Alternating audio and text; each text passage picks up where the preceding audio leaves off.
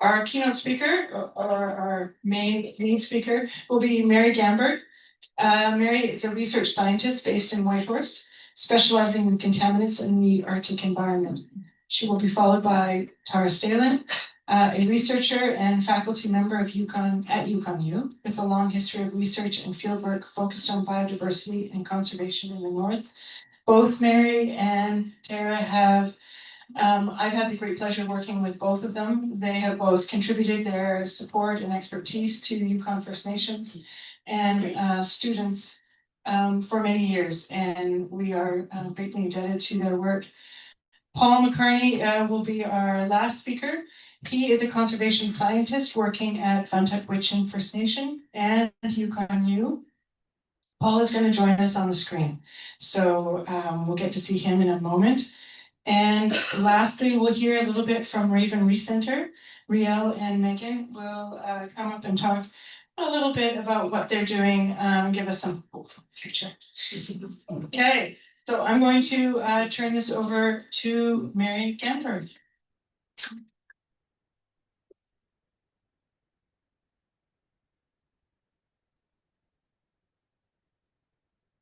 Hello, everyone. Thank you for coming out tonight. For those of you that don't know me, I am a Yukoner. I live in Whitehorse in Mount Lorne, and I love the Yukon, and I love Yukoners. And I am so impressed when somebody in this audience has a birthday today, a really big round birthday, a significant birthday, and they choose to celebrate it by coming to a Yukon Science Institute talk. I mean, this is Yukon, right? So happy birthday, Renee.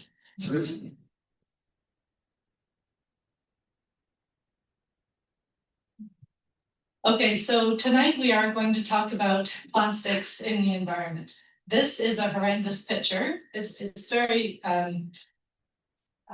emotion laden, I find. It's actually an art installation. It's not real. Okay, so the first thing I'm going to do is take you through a little bit of the life cycle of plastics, just so that we know what we're dealing with. So we start off with nurdles, the little pellets up in the corner. These are the building blocks of all plastic products. So nurdles are made by the plastics manufacturers, I guess, and they're made from petrochemicals. And these are the basic plastic polymers. They're polystyrene, polyethylene, polypropylene. These are your basic plastic polymers. These things are taken by the plastics or manufacturing industry, and they're made into plastic things like chairs, all kinds of different plastic things. But the basic thing is the nurdle, and then they're made into these plastic products.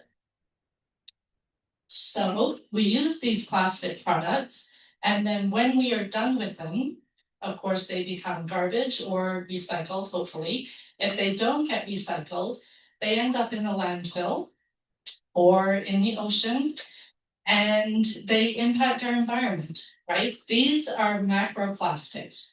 These are big pieces of plastics that you can see, you can pick up with your hand. These are macroplastics. Okay, then the macroplastics over time break down just by physical moving around and banging into each other and getting sunlight and getting brittle. They break down into smaller and smaller and smaller pieces. So they break down into small microplastics, and then they break down into what we call microplastics. And this is something that you've all heard about in the news, microplastics. These are plastics that are technically, these are less than 5 meters in length. Okay, well, no, you don't want to mute.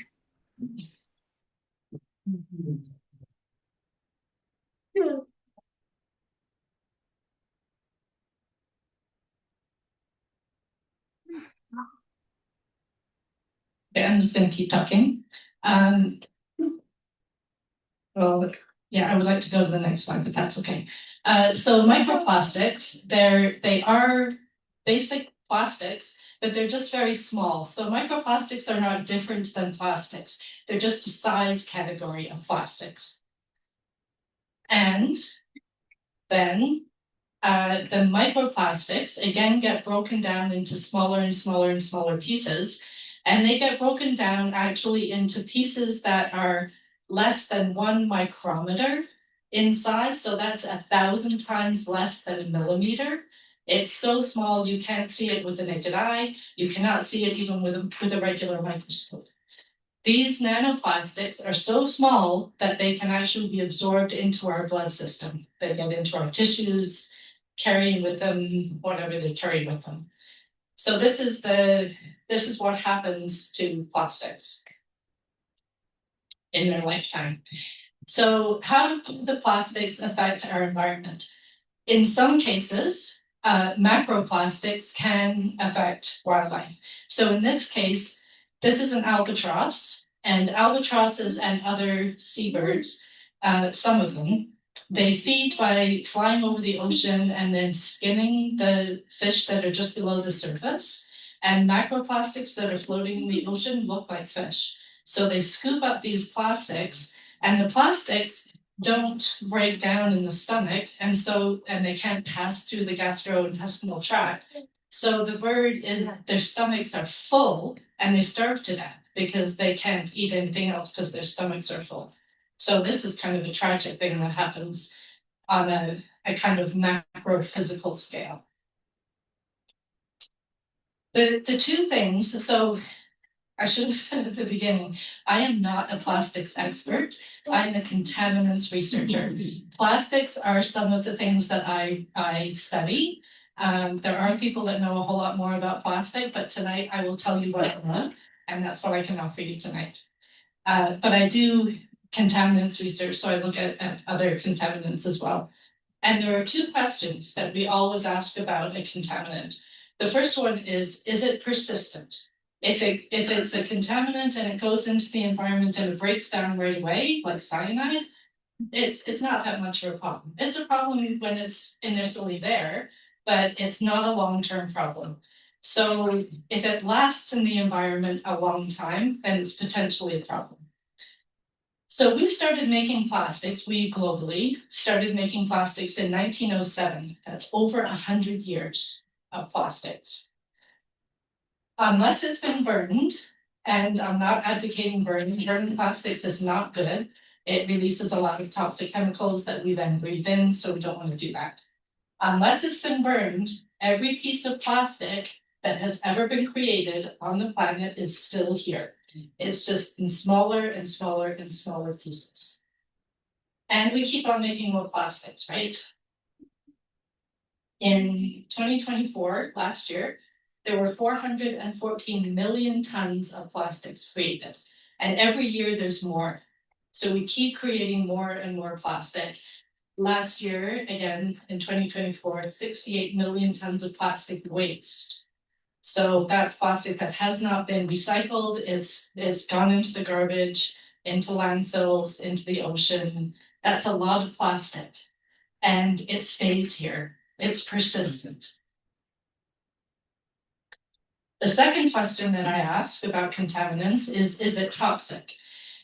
Because if there's a contaminant going into the environment, it's not toxic, we don't really care about it, right? So, I mean, if there was a big dump of sand into a river, it might affect the fish habitat in a very physical way, but it's not going to be toxicologically a problem.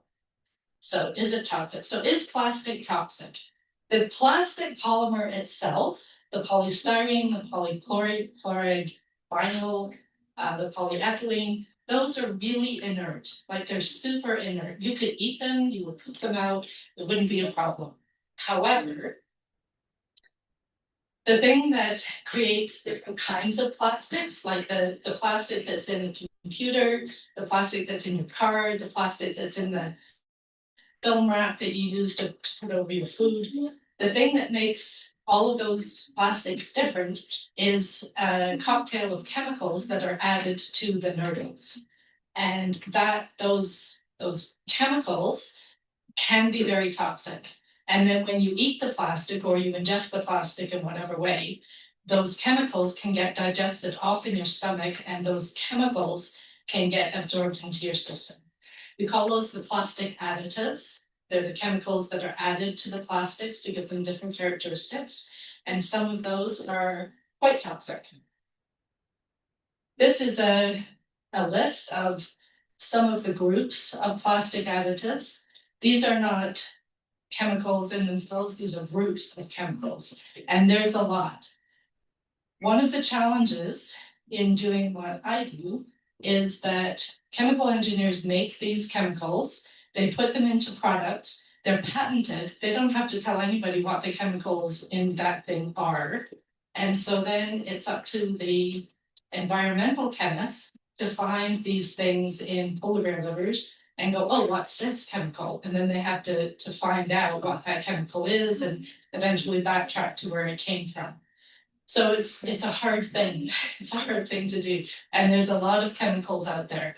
And unless the chemical is, or the product is being added to food, it doesn't have to be tested for toxicity at all. You can just use it. In fact, you can use it in food wrapping, and that's still apparently okay. Right, so I feel like I was missing a slide, that's okay. So one of the things that we started doing when we started looking at plastics research, which in wildlife, which is relatively new, it's like maybe 6, maybe 7 years old. What we started doing was measuring microplastics in the stomachs of animals and fish. And we were really concentrating on the aquatic environment because you could see plastic in the ocean, you could see plastics in water. So we were measuring microplastics in the stomachs of various things. I did one project looking at walruses. This is in Nunatsiavut in the Kusawa region. And there was this poor graduate student. It was her master's thesis. And she was measuring microplastics in the stomachs of the walruses. We had 40 walruses. And she very painstakingly rinsed out the insides of these and went through all of the contents of the stomachs. And she found 0 microplastics in those walruses. So, I mean, you know, really bad for her because it was a master's project. But on one hand, great, because there's no plastics in the walrus, right? But that's not true, because we looked at plastic additives in the walrus tissue and there was lots. So we realized that looking at microplastics in stomachs gives you an idea of the last meal of that animal had, right? That's what's left in their stomach. So it gives you a little snapshot, but it doesn't give you an idea of the exposure to plastic pollution in the way that the plastic additives do. So that was a bit of a wake-up call for us. Sorry, I'm just going to say that the person who's doing the plastic additive measurements is a researcher, Jean at the University of Quebec at Rimouski. He's, I think, the only person in Canada who's doing it. It's a research lab. All of this is brand new. All of this research, all of these measurements are brand new. And finding the methodology is also brand new. So you can't call off a commercial lab and have them analyze plastic additives at this point. They just don't have the technology. So we're really at a cutting edge here looking at this stuff. Okay, so I'm going to talk a little bit about Yukon projects now. I do a project looking at contaminants in Yukon Lake Trout. This is Lake Trout from Kusawa Lake and Lake Laberge. It's been going on since the early 90s, so we have really nice temporal trends of things like mercury and PCBs and things like that. But I'm going to talk about plastics because that's the topic for tonight. So again, 5 or 6 years ago, we started measuring microplastics in fish stomachs from Lake Laberge and Kusawa Lake. And the numbers that we found like 0.5 microplastics per fish in Kusawa and 0.8 in Laberge. So that's less than 1 microplastic particle per fish.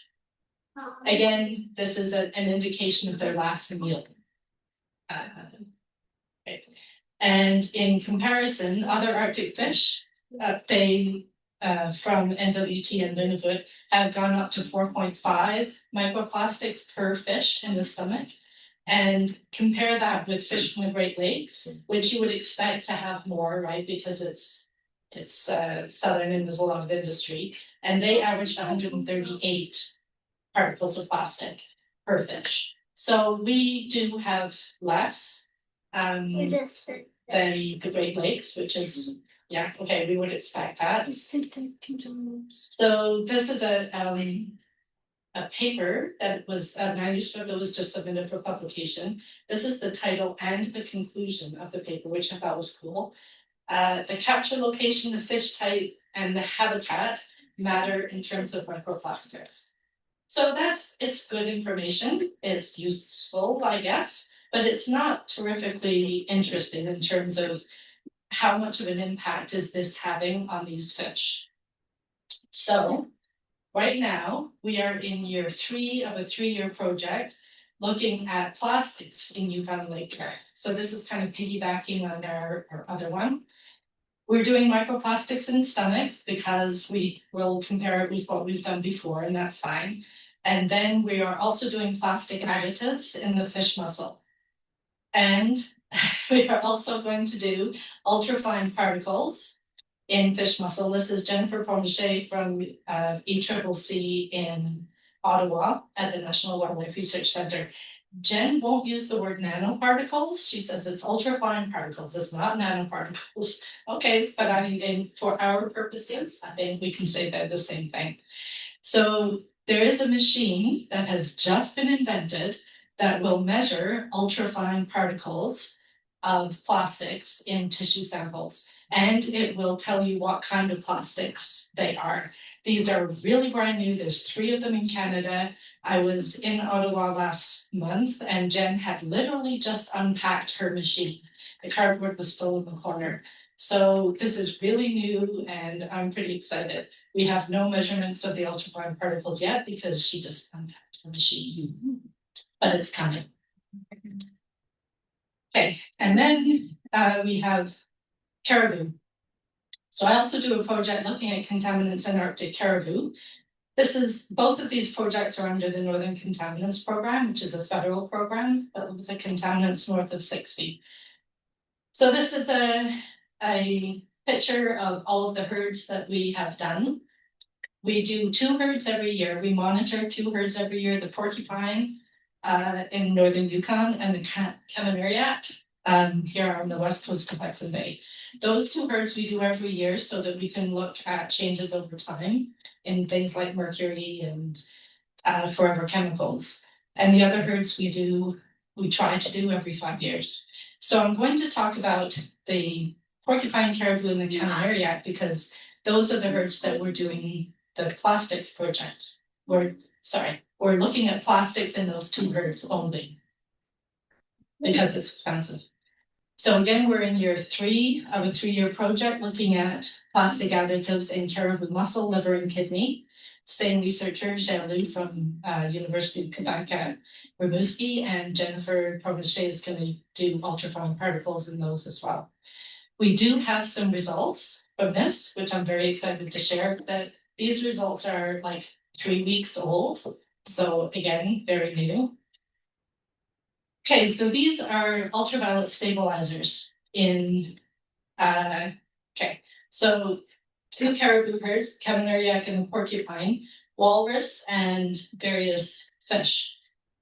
So when we were doing this work, when we started doing plastics work, everyone was all about the aquatic system. And that's fine. I mean, that it's fair enough. We're looking at fish, we're looking at marine mammals. And being, the caribou person, I was like, we should look at caribou. And they were saying, no, we'll never find anything like that. How would it get into the caribou? I'm like, yeah, but we should do it anyway. So we did, and here we are.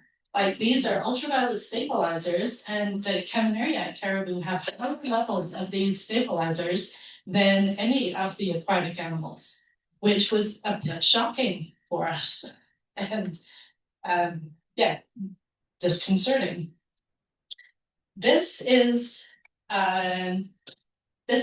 profiles of those different species, those different animals profiles of the actual chemicals in the group of the ultraviolet stabilizers.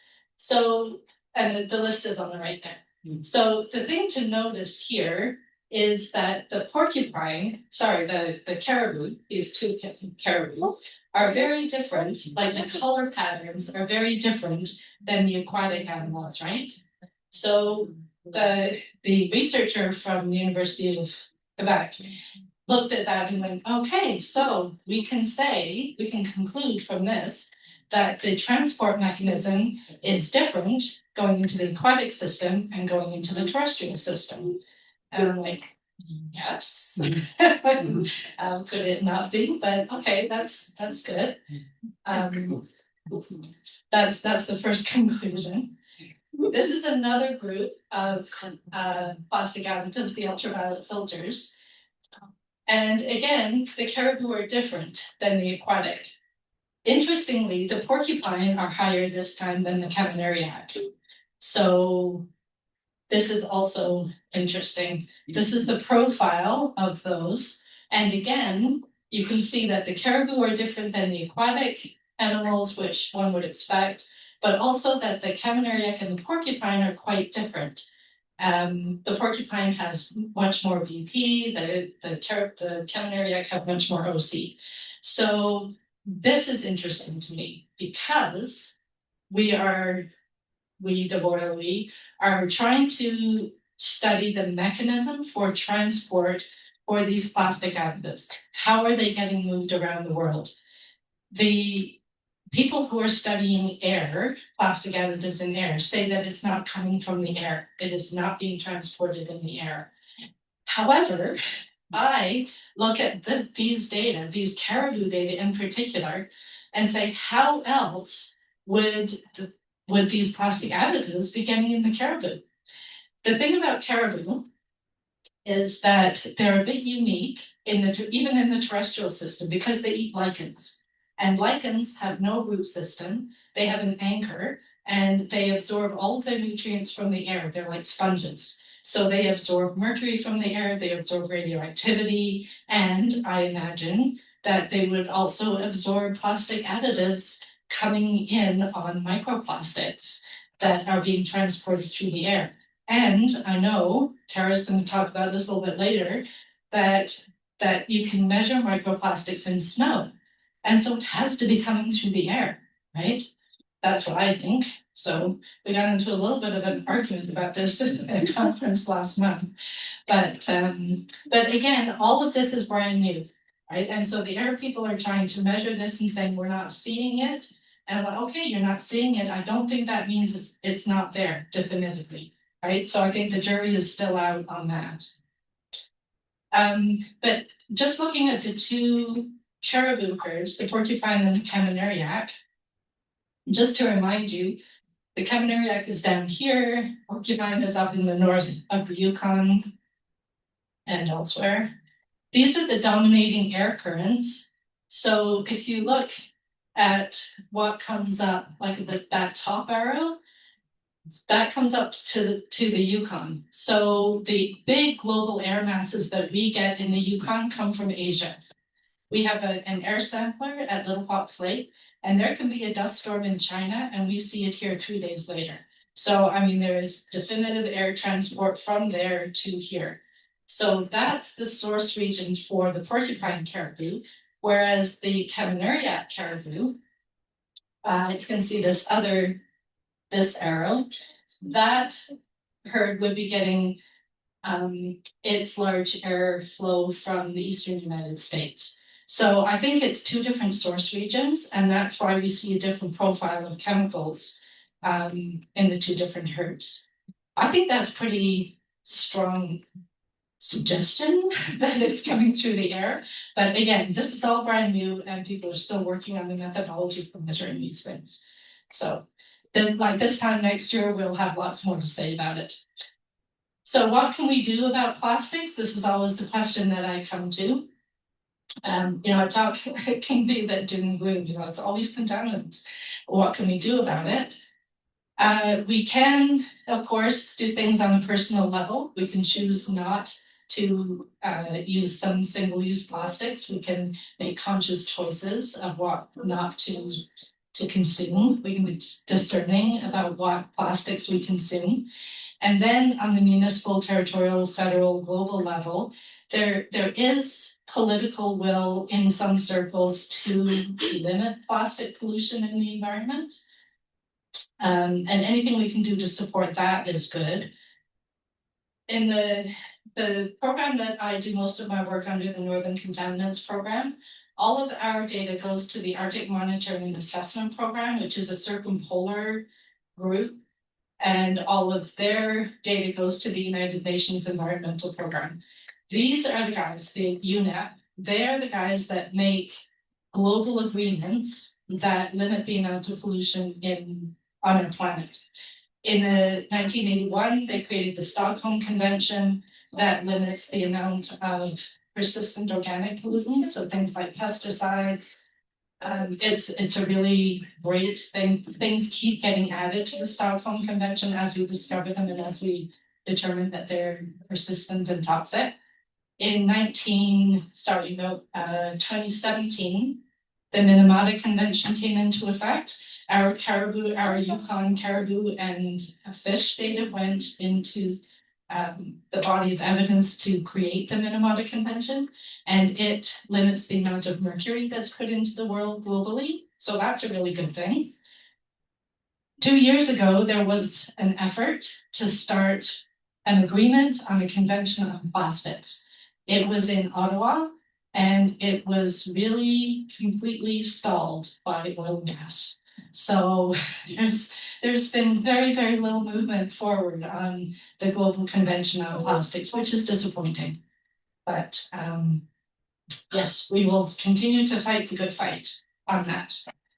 And on that note, I will say thank you and acknowledge the Northern Contaminants Program for their funding, the Vuntut Gwitchin government, RBI, Hunters and Trappers Organization, ECCC, the University of Quebec, and especially hunters and fishers as well. But mostly hunters for the Caribou Project, because we get all of our samples from local hunters who are collecting caribou for food purposes. So thank you to everyone for all that. You hear me okay? Yes. Thanks. So this project is a lot smaller scale than the one you just heard about. This is a pilot study that I started with several students and several other faculty members at YukonU after reading a couple studies on presence of microplastics in snow in the Eastern Arctic. And I was pretty alarmed by that. So we decided every time we take a field trip in February that we collect some samples, and we've been assessing them for microplastics for the last couple of years. So it's really pilot study stage, and this project will hopefully grow as time goes on.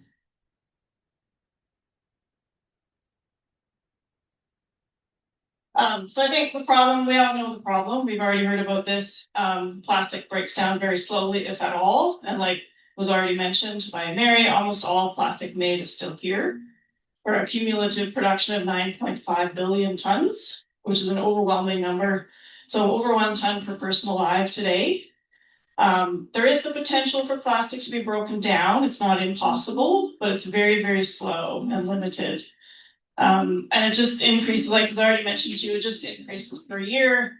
A little blip there with the financial crisis in the early 2000s. Otherwise, it just continues. 460 million tons of plastic are produced per year, which is pretty shocking. So every disposable diaper that's ever been made is still on planet Earth, which is a little bit hard to imagine. It's hard to wrap our heads around that. And this was already mentioned as well. So the fate of plastics, we all assumed for many years that our plastics were being recycled. And now about 9% has now been recycled, but that's, we've obviously fallen very, very far behind. So a total of about 79% is about mismanaged or ends up in landfills. So again, very surprising numbers, pretty shocking. Don't worry, I will have a little bit of good news later. And a lot of that mismanaged plastic ends up in water bodies, which eventually end up in oceans, as I'm sure you've heard of the Great Pacific Garbage Patch. So just the floating portions of the Great Pacific Garbage Patch are now Just the larger size categories or the denser size categories are twice the size of Texas. So that is the circulating, it's caught in the North Pacific Gyre. Sometimes bits of it break off and hit shorelines. Otherwise, we wouldn't really know much about it. But now it's being studied. So there's hope. There's groups. So I know a teenager, boy in Slat from the Netherlands at 18 years of age, founded the oceancleanup.com. And ever since then, they've been trying to capture some of that plastic. And now they have quite a few ships in their fleet, and they're trying to capture some of this and develop technology to do so. So it's not that people aren't doing anything about this. There's recognition of the problem there, but the problem is quite large. So the problem is scale. Sorry, very small target. Local sources of microplastics. So this is what myself and my students have been thinking about.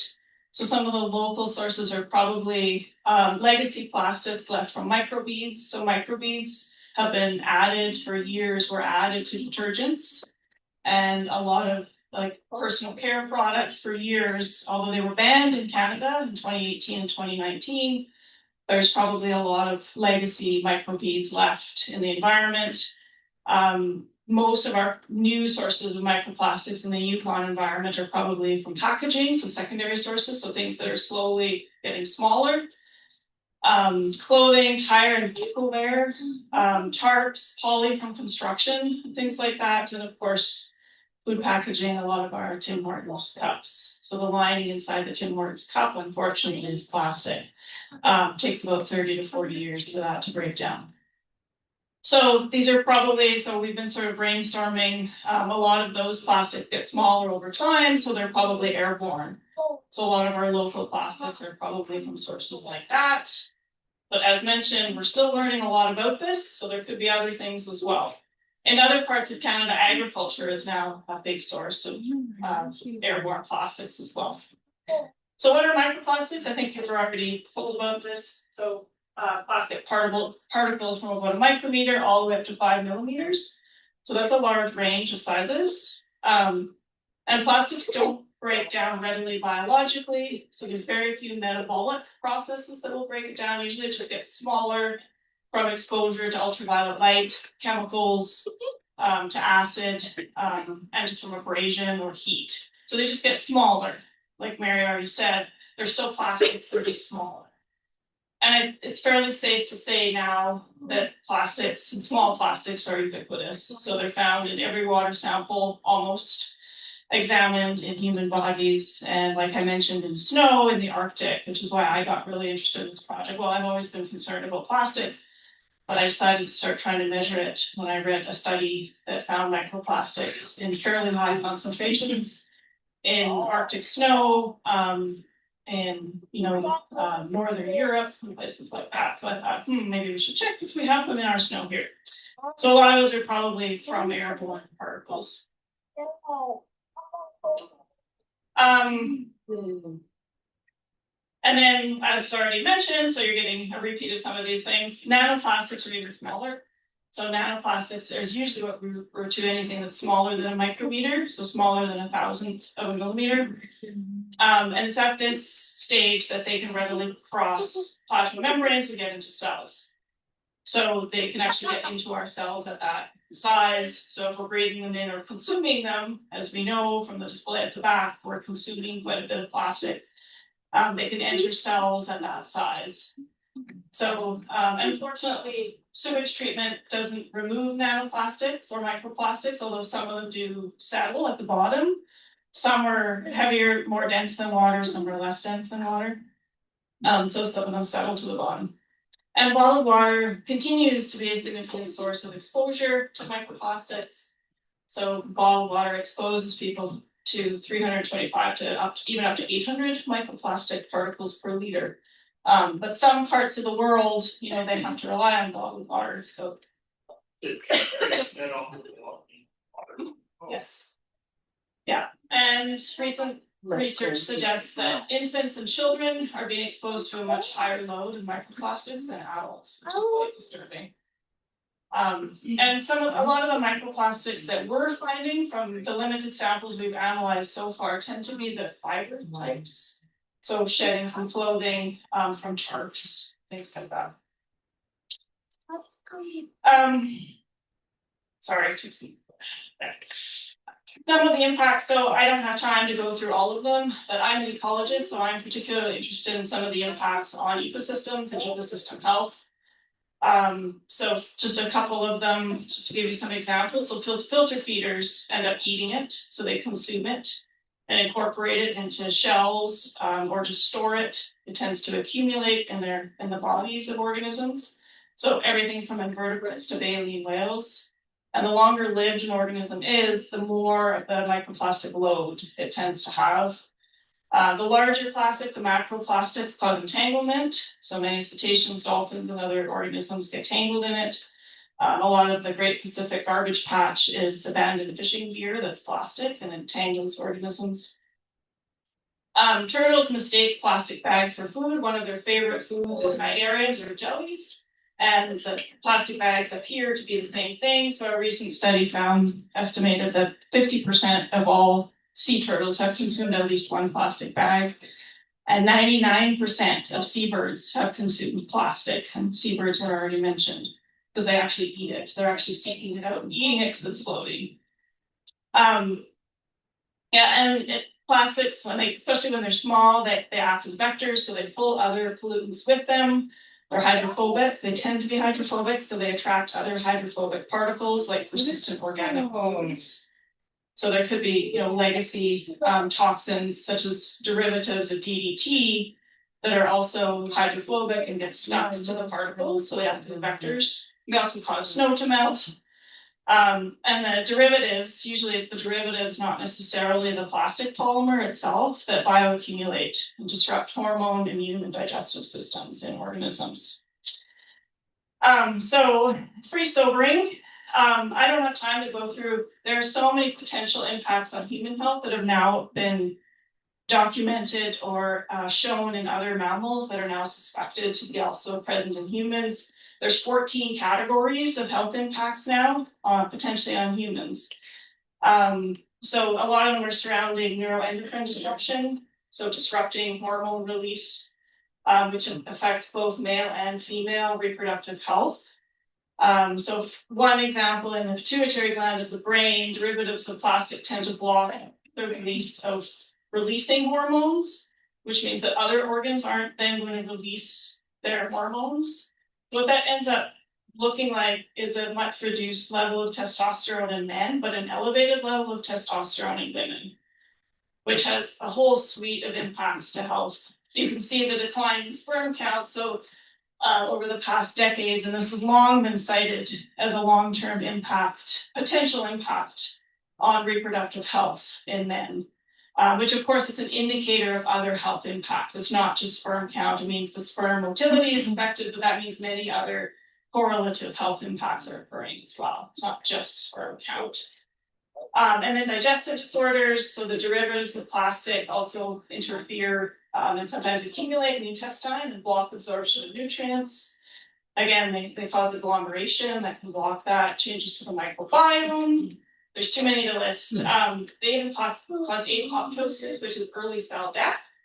So that's been shown in several studies now. There's a brand new study that's showing that agglomerations occurring in the brain that can lead to cognitive decline.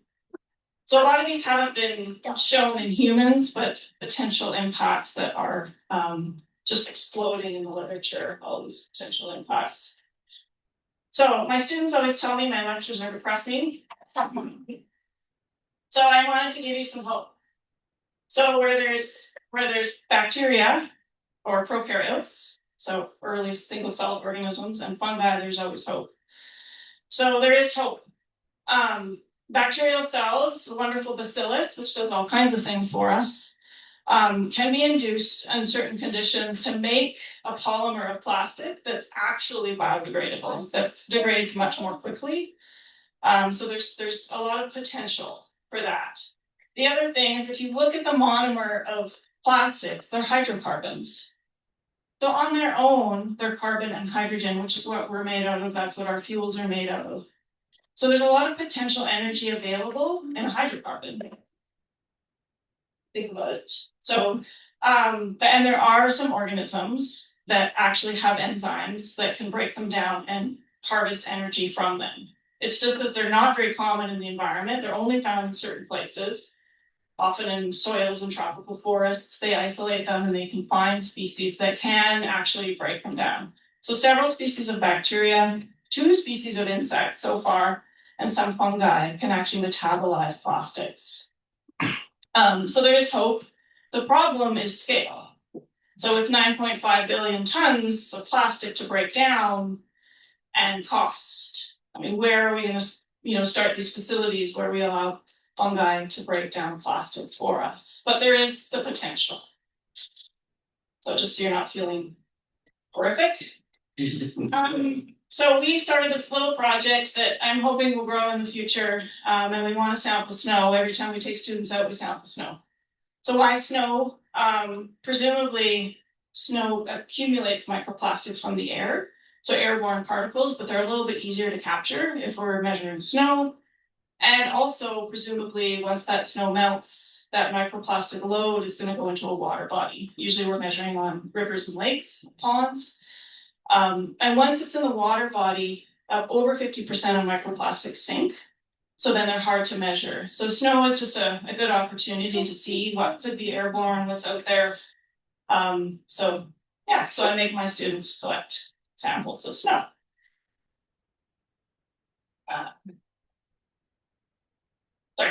So our protocol is extremely simple. Luckily, we were able to find a protocol to follow because, like Mary was saying, this is new research and there aren't a lot of accepted protocols. So we found a few. So basically, we're just every different south and north end of the lake, we take 2 1-liter replicates of samples. We put it in glass jars. We try not to use any clothing that's plastic. As you can see from this picture, pretty much everything that we're wearing is plastic. But we put on at least non-plastic gloves.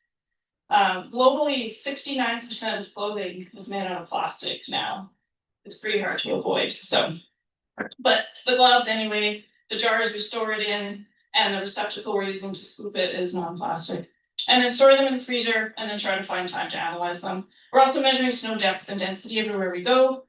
And here we are in Pro. Vuntut, Gwitchin have requested that we sample a couple different places while we were there.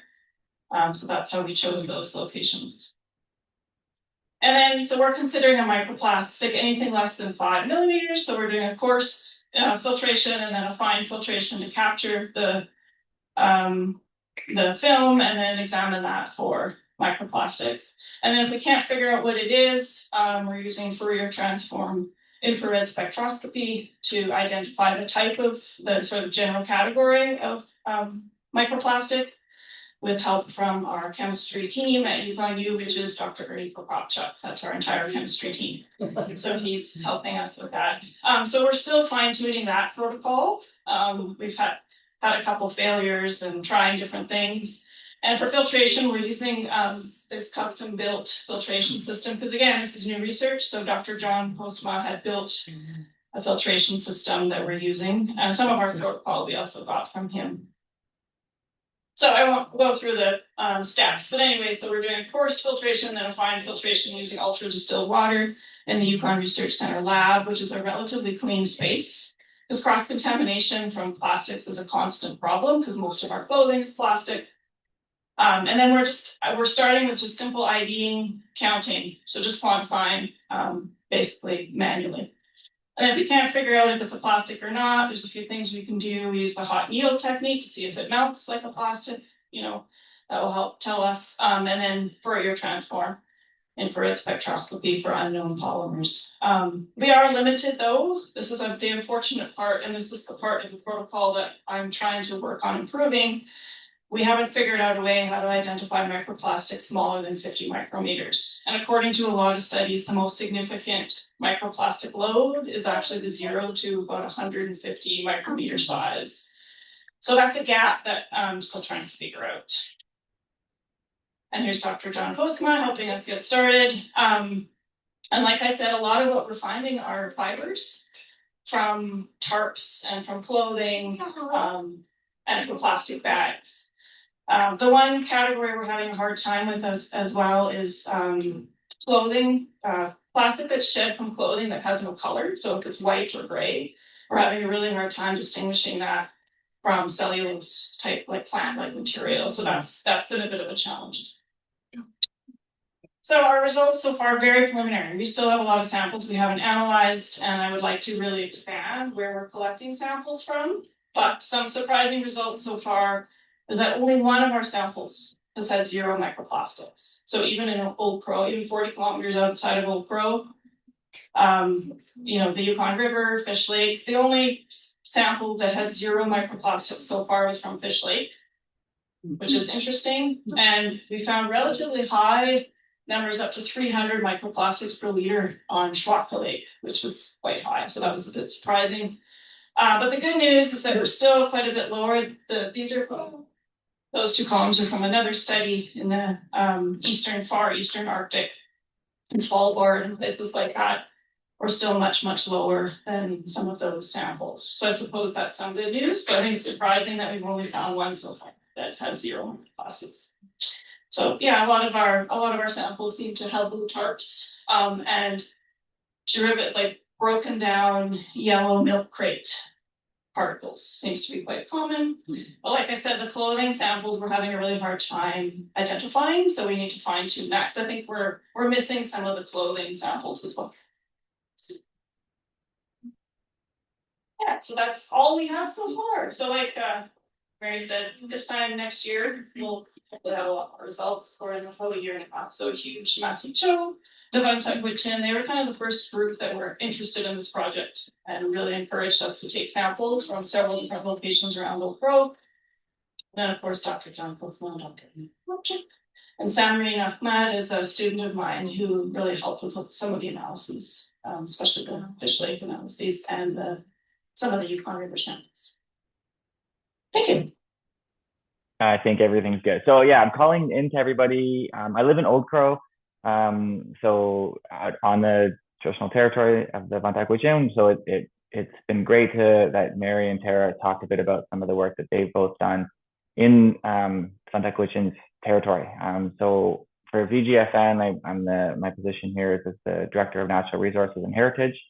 So it's great to be able to kind of work in both these areas and kind of in both worlds a little bit. I'm actually going to be, so the title of tonight's event is Microplastics in the Yukon. I'm going to adjust that a little bit. It's sort of, in some ways, it's just microplastics researchers in the Yukon, but I actually don't do microplastics research in the Yukon yet. So all of the microplastics research that I work on is actually in Eastern Canada, in Labrador, and I'll show a map of that in a moment here.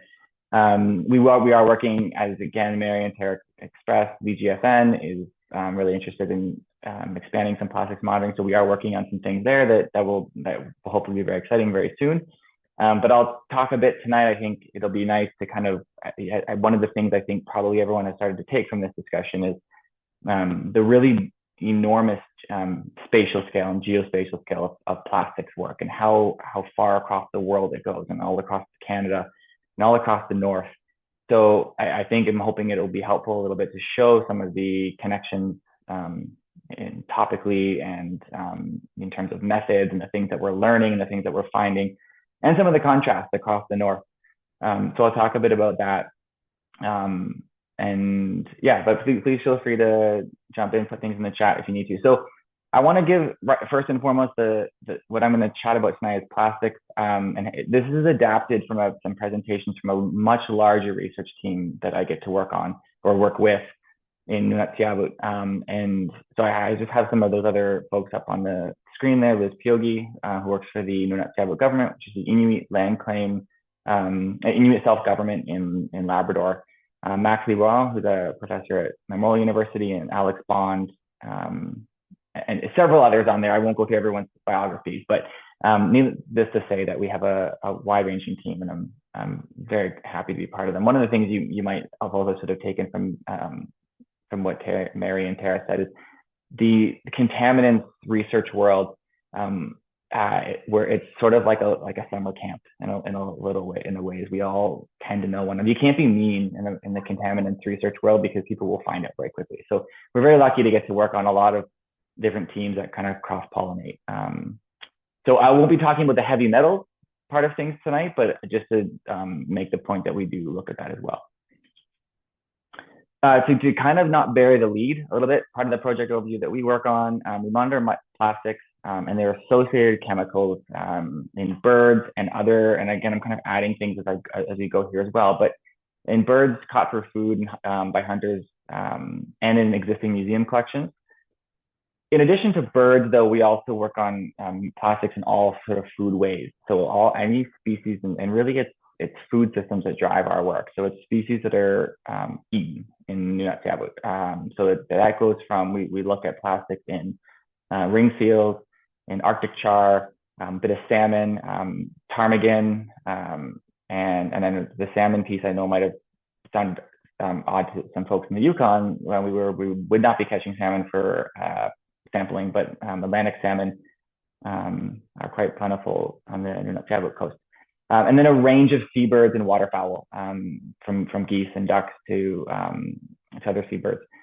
And then we look at shoreline plastics. I'll show you some photos, but we do surveys of shorelines and analyze, and those are microplastics and much larger macroplastics, as you'll see. So that's what we're kind of looking at: land, water, and food in Nunatsiavut. So just to give you a bit of a overview to kind of situate you, if anyone has been to Nunatsiavut in the room or the chat, please let me know. I will jump out of my seat with excitement.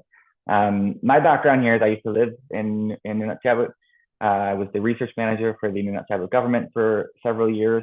So this is where I got involved in this work. And Nunatsiavut means our beautiful land in English. It's Laberge needs to determine. Hopefully this will give you a sense of why they named the region that. This is where it is. This is a photo just outside Rigolet, which is the furthest southern community this past summer, with a bunch of Arctic terns flying overhead. There are five communities in Nunatsiavut, huge coastline. So I used to live in Maine and the furthest north community. And this is where this research takes place. And this is the Labrador, the area inside the orange dotted lines. This is a Labrador Inuit land claim area. So it's the one of 4 Inuit regions in Canada that comprise Inuit Nunangat, which is Inuit homeland. I put this in, again, one of the advantages of going third is that as I get to hear other people talk about the work they do, I get very excited because I can throw something in last minute and emphasize that while Tara is working on snow sampling for plastics here in the Yukon and literally here in Vuntut Gwitchin territory, we did a very similar thing in Nunatsiavut. This is April 2024. So again, just to show you the kind of the connections, we're looking at ice cores on the ocean and snow samples. And so we really do, it is really great that in the contaminants in the plastics world, especially, that we are really trying to share methods, make sure that our results can speak to one another, that we do things in similar ways, that we follow similar protocols, so that we can compare across areas. So this was a last minute addition. So thank you, Tara, for giving me the idea to put these in and go find these. This is Max Laurent and one of her students, Lana, working on snow sampling and ice sampling. Okay, so to go back to what I had planned to share, I'll just give you an overview of a few of the methods that we use. So one of the things that we do is we go along shorelines and we pick up every piece of garbage we see. And we're doing plastics research, but we're also cleaning up shorelines and picking up all garbage. And we use with this particular method, on the left-hand side there, picking up garbage, we use an app called the Marine Debris Tracker. And so what that allows you to do is literally every single piece of garbage you pick up, you can put it in what it is. Is it a piece of glass? Is it a piece of plastic? And then within plastics, you can go to film plastics or fibers, and et cetera, and down to different types of plastics. And you can actually get, immediately in real time, kind of quantify distribution of garbage or litter or trash and plastics on shorelines. And what we find is the further you move away from towns, and especially from wharves, for example, where boats are docked, then you see fewer plastics in the environment. And this might seem obvious, but one of the things to take from this is that, as you heard tonight, plastics travel a long way, and contaminants in the environment travel a long way.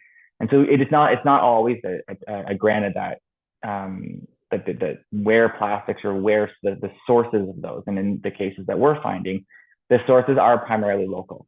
They're coming from things like wastewater, and things blowing out of boats and where people are traveling and things like that, right? And so where this again kind of leads you is, well, the questions around hope. What do we do about these things, and how can we address them?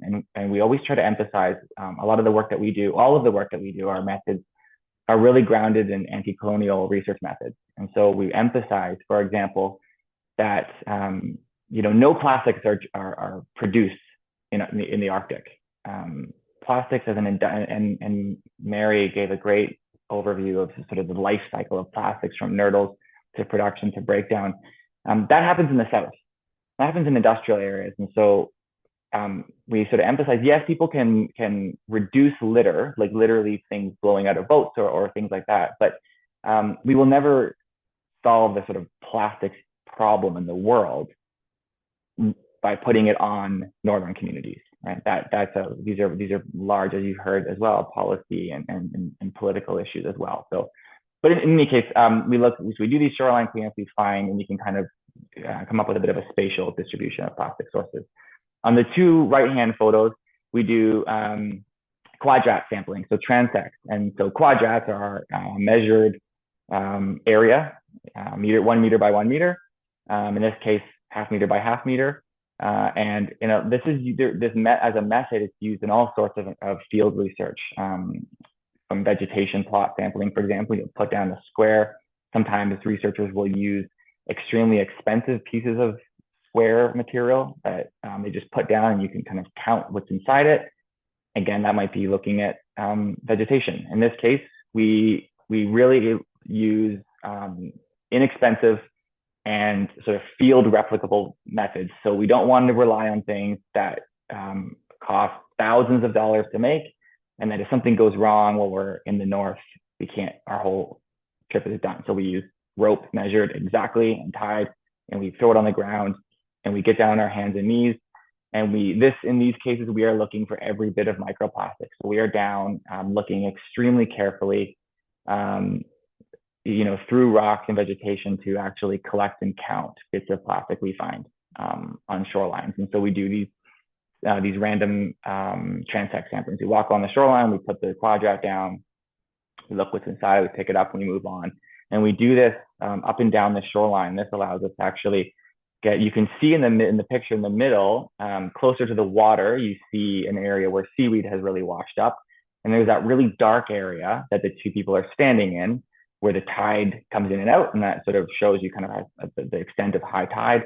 And then that upper area that's really rocky, that would be sort of out of the tide, but in many cases still affected by sea ice. The ocean in Nunatsiavut is frozen for 7 to 8 months of the year.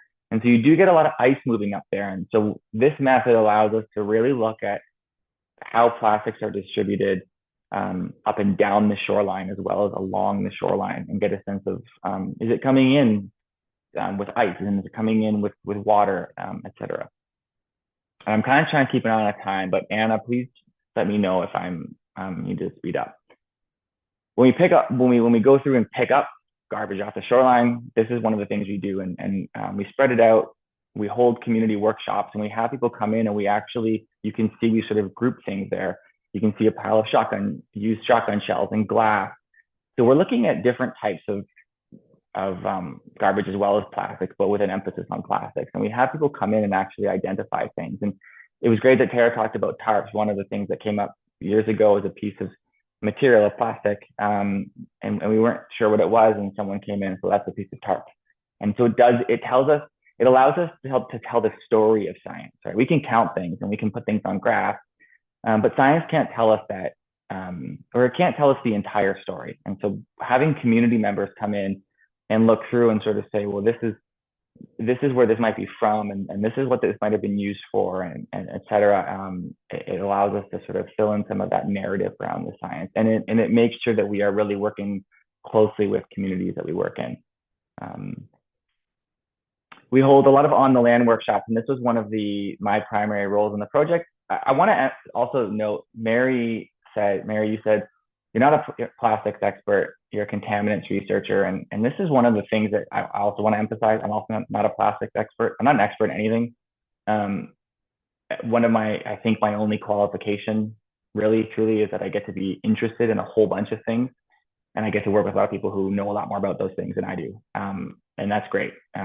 So Mary, I identify with that very well. You're also underselling yourself. I would let everyone else know that Mary's a phenomenal plastics and contaminants researcher. But I digress. So one of the things that my real role on this project is one of the things I kind of specialize in is organizing workshops and facilitating. Because I used to live in the region, we've organized on the land workshops in all the communities on the coast, and we bring people together and we do a lot of collaborative analysis. So we present results and then we unpack them and sort of ask and tell stories about what those might mean and what do people want to know more of and what species are we missing. In different communities, some hunters and harvesters will let us know, well, we eat more of this species than that species. And so we think you should sample more of this particular wildlife source of wild food here. And so we run these workshops and we get together and have really wonderful in-depth conversations. And I'll come back to more of this in a moment, but you can see Susan Nokasak is what was on the participants. And this is one of the things that people talk about a lot is moving these conversations out of boardrooms, right? And so they're more conversation, less presentation, and they help address power dynamics in the room. And so this idea of who's an expert, right?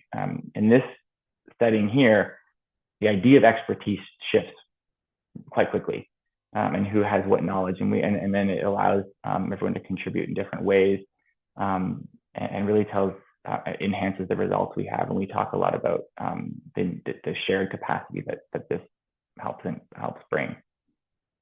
Okay, getting on to some results now, and some of the things that we find. We have a few key messages. One of those key messages is wild food is safe to eat. All the species we sample are eaten by communities. And in fact, most of the things that we have actually sampled went on to be eaten, not the particular organs that we sampled, but the species themselves. So when I lived there, for example, I helped coordinate a community freezer. And this was a great way that we would have samples. We run, for example, a ring seal sampling program. And so hunters would bring seals in, we would take samples out for plastics analysis, and then we would butcher the rest of the seal and put it in the freezer to be distributed as food to the community. And so we eat our samples all the time. It's one of the things we always say, it is safe to eat most of the time when we look in, so char and Arctic char and ring seals, not the little Arctic char you get in the Yukon. These are big ocean Arctic char. Yes. So one of the things that we find most of the time, we do not find plastic in the animals. So big takeaway message, there's lots of plastic in the environment, but wild food is healthy and safe to eat. So here you go. Here's a picture showing what most of the time what we find. Bit of a tongue in cheek, of course, there is nothing there. And so there is a good news there. Also, we'll come back to the poopable point. As others have said, most plastics that are eaten go right through. Ring seals have an incredibly long digestive tract and an incredibly fast digestive cycle. They eat and they poop within only a couple hours. And I'll say poop a few more times, but most plastics do get pooped out. We've talked about creating a bit of a poopability scale for plastics, but as others have said, the plastics in themselves, there are certainly cases where mechanical blockages can happen from plastics, especially in seabirds. We have never found that in this work. It happens. We've been very lucky that we haven't found that, and most of the plastics pass right through the animals that we're looking at. So again, we could emphasize the importance of zeros. So here's some samples that we've taken. This is just a snapshot where we have found plastics and where we have not found plastics. And literally the numbers, the actual numbers. So those aren't proportions or anything. Those are actual numbers that we found. And so what this is showing here is that in every case, even though we have found plastics in some of the animals we sample, there have also been cases where we found none.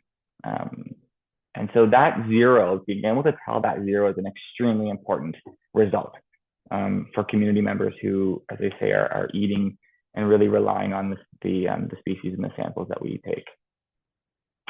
And so again, here, this is what we're showing. What we're finding here is that when we listen to community members and we follow their design, their research design, we find that the samples change over time, and there is a seasonal element to what we find in wildlife. So all the fish on the right hand side, that's an actual accurate representation of fish samples and plastics found. And the ones that have plastics, you can hopefully see the little colored dots on them, and those are the locations, the years, and those are the fish that had plastics, and the other char did not.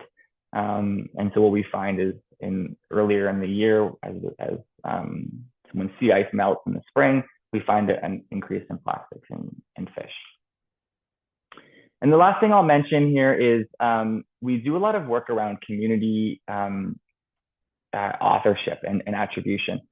Our research is designed, when we talk about community members requesting work to be done, whether that's certain species to be sampled or locations, that's research design. That is communities and community hunters and harvesters and knowledge holders designing the project.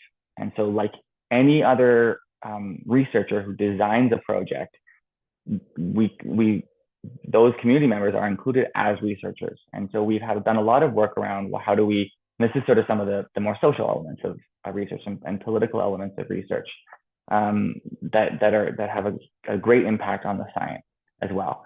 And so how do we recognize that? And what are the ways that community members and community researchers are included and recognized beyond sort of the small acknowledgement section at the end of a paper that you'll often just see sort of a quick, like, thanks to this group. And so we have very in-depth conversations with all the on the land workshops we do and in other places around what does it mean to be an author? What does it mean to be recognized by name on the research that we do and in publications? And so a couple of quotes here. One of the things that we sometimes hear from community members and community researchers is that they don't think of themselves that way. They don't think of themselves as authors. And we sort of say like, well, but what constitutes being an author? Well, designing projects. And Max Lieberman, the professor at Memorial University in Newfoundland, who really works on this, work with Liz Piogi and Nunatsiavut. Max always says, writing is a technical skill. It's not the only thing that contributes to research. It's one piece. I sit down and write, but I don't. Would have nothing to write if the project had not been designed in the way that it had with community researchers. And so we have these conversations around what is the correct way and the right way and the appropriate way to recognize everyone's roles. Here's a photo of one of the publications that we recently were put out on plastics research in Nunatsiavut.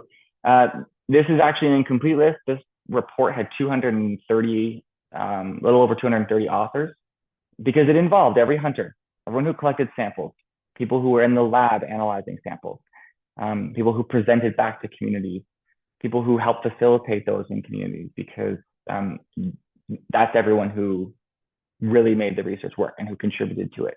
And this is what ensures and helps ensure that the research can continue and has a measure of success. So I'll leave it there and thank everyone very much. Nakumit, and thank you in Labrador Institute. And as I say, this is a range of partners and funders and people who worked on this, including Yukon University.